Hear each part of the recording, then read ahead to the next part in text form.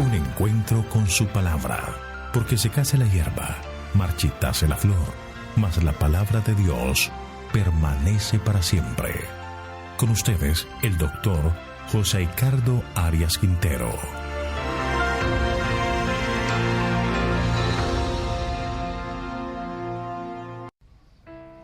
Hoy estudiaremos Jueces capítulo 20, la guerra contra Benjamín.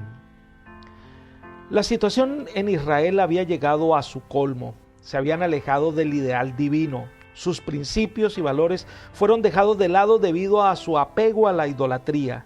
La anarquía reinaba por doquier y la justicia se iba perdiendo. Era tanta la corrupción que había que solo era comparable con la actitud de los habitantes de Sodoma y Gomorra.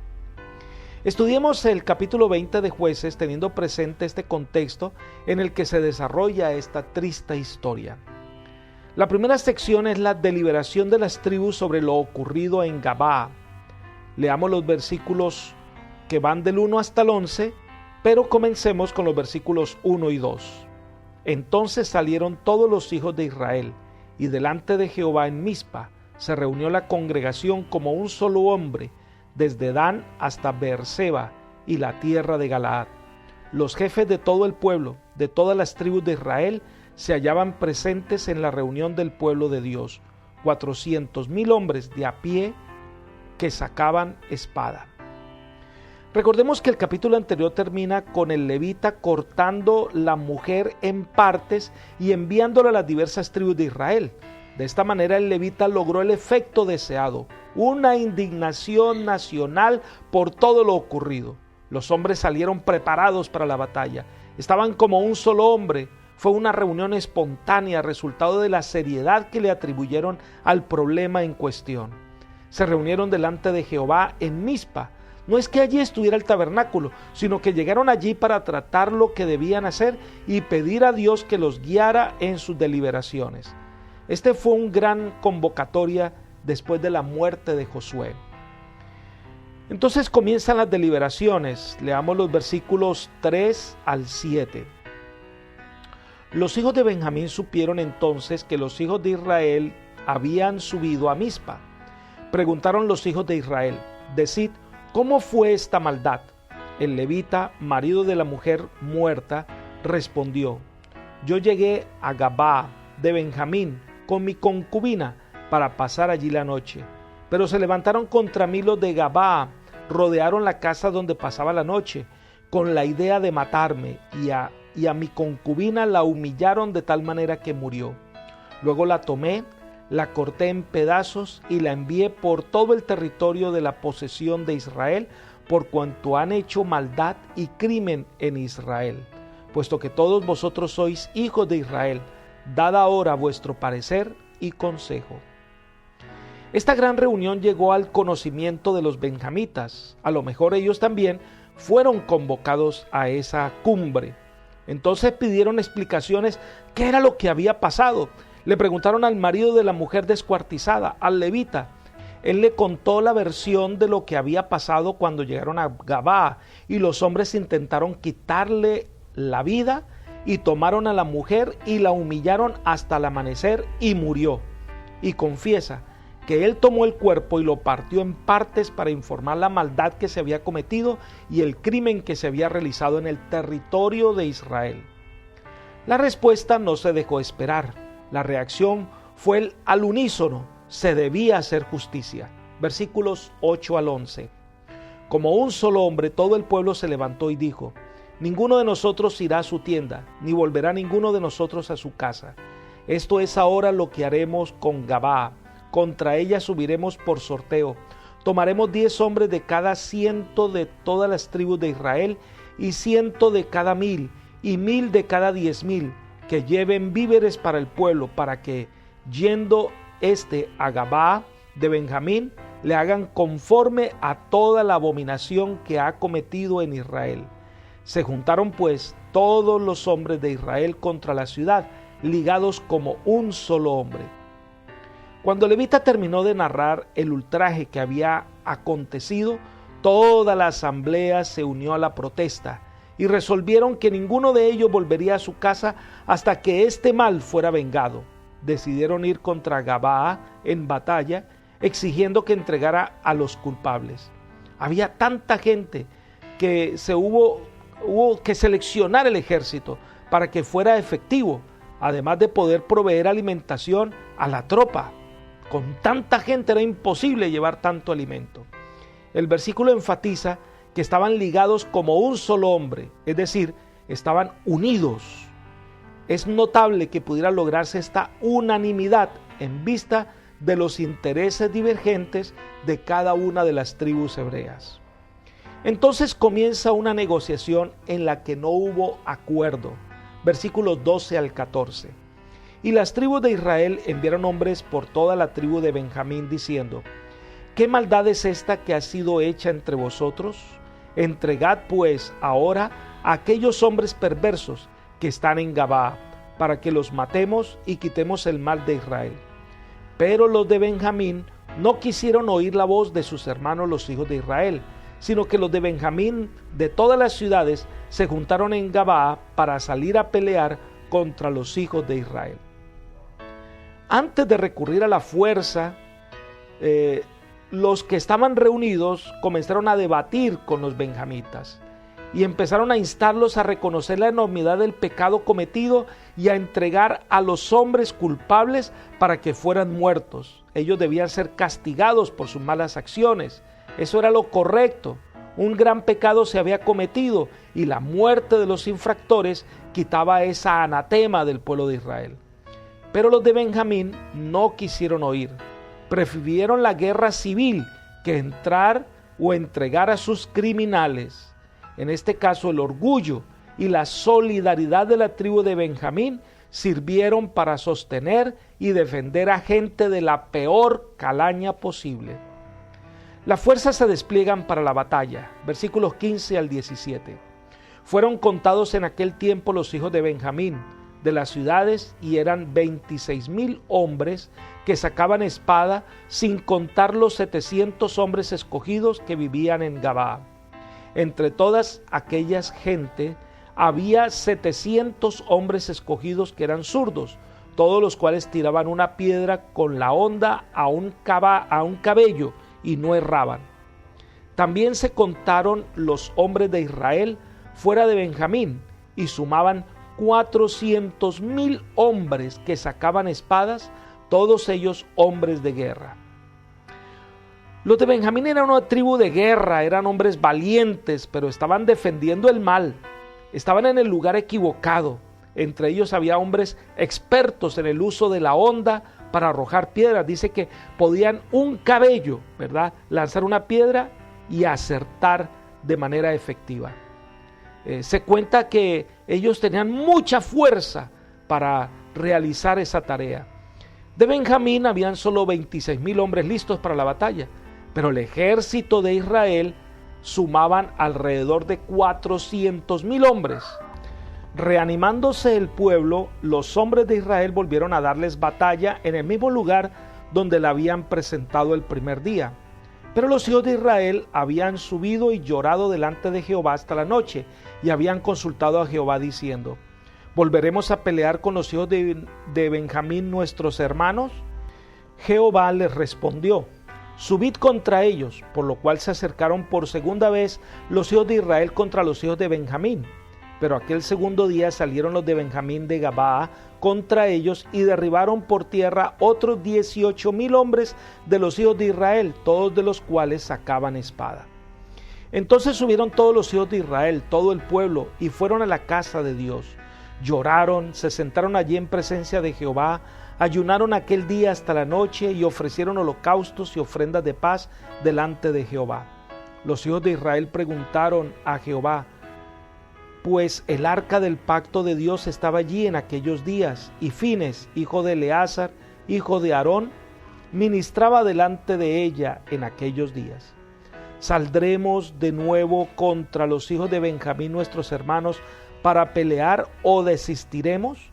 Jehová dijo: subid, porque mañana yo os lo entregaré. Un grupo selecto de líderes fue al tabernáculo a consultar a Jehová si debían subir o no y quién sería el primero.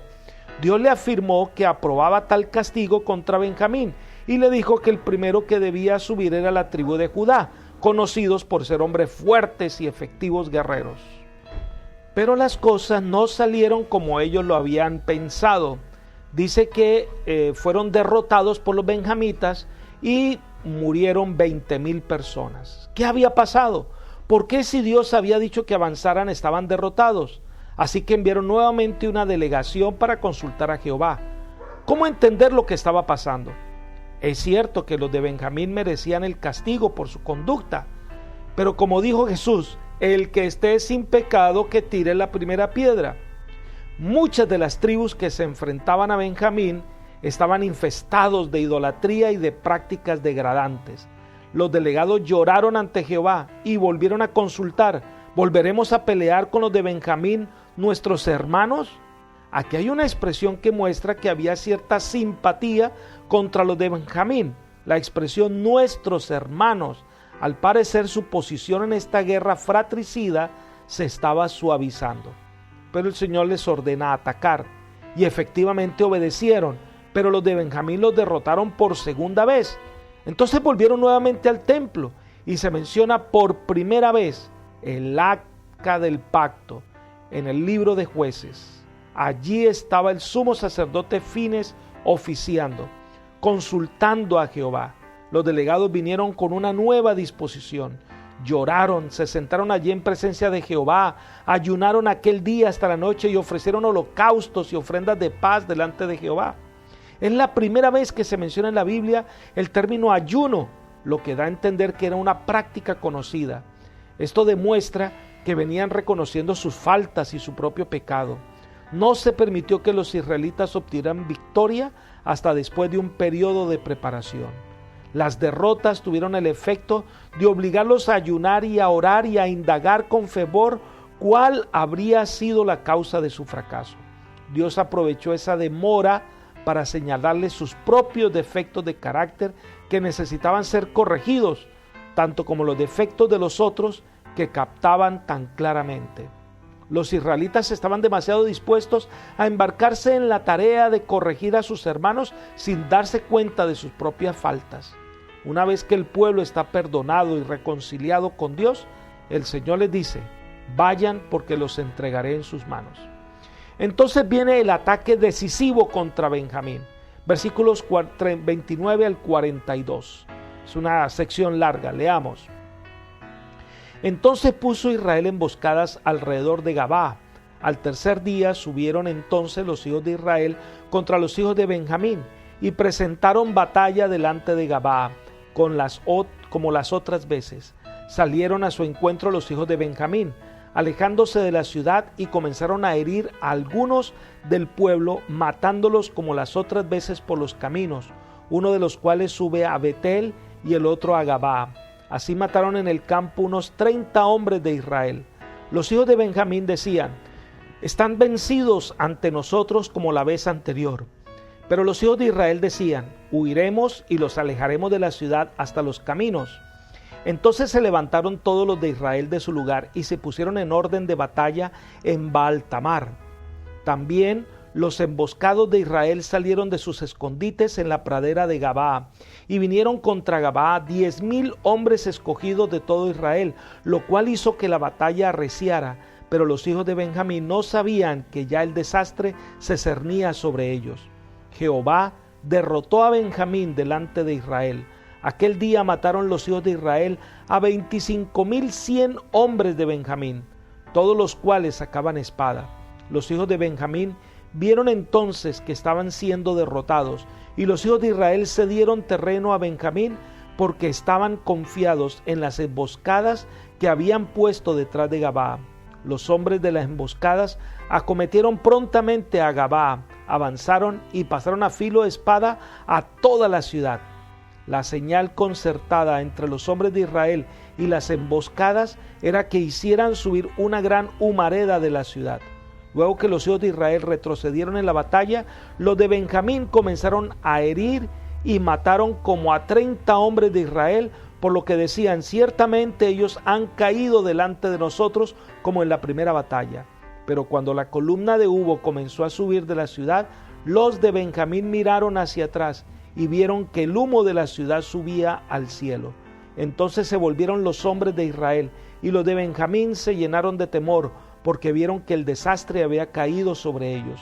Volvieron por tanto la espada delante de Israel y huyeron hacia el camino del desierto.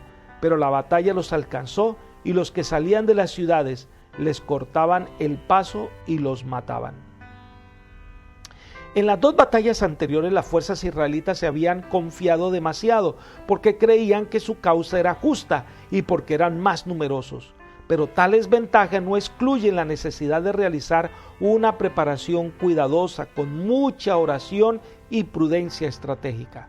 Entonces lo que planearon fue una serie de emboscadas. Los israelitas fingieron que retrocedían, los benjamitas pensaron que iban a vencer, pero lo que hicieron fue alejarlos de Gabaa, y entonces los rodearon, mientras que otros 10,000 fueron a la ciudad y la quemaron totalmente. Cuando los benjamitas se dieron cuenta que vieron la humarea que venía de la ciudad, ya era tarde. Hay una frase por demás muy importante. Dice: Jehová derrotó a Benjamín delante de Israel. En esta batalla la intervención divina fue una realidad. Benjamín solo había cometido un hecho vergonzoso y lleno de la más terrible maldad, sino que además se mostró soberbio, no reconoció su maldad, no reconoció su pecado y por lo tanto no se arrepintió de lo que había hecho. Y la paga del pecado es la muerte. Y la destrucción de esta nación fue una realidad. Un pueblo que no buscó a Jehová y no quiso cambiar su conducta y entonces fue destruido. Irremediablemente estaba condenado. Y el capítulo termina describiendo la derrota total de los benjamitas y su ejército de valientes, pero que defendieron la causa equivocada. Versículos 43 al 48. Así cercaron a los de Benjamín, los acosaron y atropellaron desde Menuja hasta frente a Gabaa, hacia donde nace el sol. Cayeron 18,000 hombres de Benjamín, todos ellos hombres de guerra. Los demás se volvieron y huyeron hacia el desierto, a la peña de Rimón, pero de ellos cayeron abatidos 5,000 hombres. Todos los que Benjamín murieron aquel día fueron 25,000 hombres que sacaban espadas, todos ellos hombres de guerra. Pero 600 hombres se volvieron y huyeron al desierto, a la peña de Rimón, y se quedaron 4 meses en la peña de Rimón. Los hombres de Israel volvieron a atacar a los otros hijos de Benjamín y pasaron a filo de espada tanto a los hombres de cada ciudad como a las bestias y a todo lo que hallaban a su paso. Asimismo pusieron fuego a todas las ciudades que encontraron. Los benjamitas fueron perseguidos sin descanso hasta que fueron alcanzados y eliminados completamente. La batalla y el frenesí desencadenaron situaciones terribles. La ciudad fue destruida y los hombres muertos. Se había hecho justicia, pero también tendrían que reconocer que abusaron del poder que se les había confiado. Fue una destrucción total. Solo 600 hombres quedaron escondidos en la peña de Rimón. Apreciado amigo y hermano, escuchar estas terribles historias a veces choca con nuestra idea de amor y justicia, pero estos relatos están en la Biblia para enseñarnos cuán terribles son las consecuencias del pecado, el resultado natural de desobedecer a Dios y de ser soberbios y no arrepentirse de los pecados cometidos. La Biblia enseña que la consecuencia del pecado es la muerte. Dios espera que todos podamos venir a Él y entregarnos de corazón a su servicio. Dios está dispuesto a perdonar y restaurar, pero recuerda que cada decisión tiene una consecuencia y es hora de tomar la mejor decisión. Entrega tu vida a Jesús.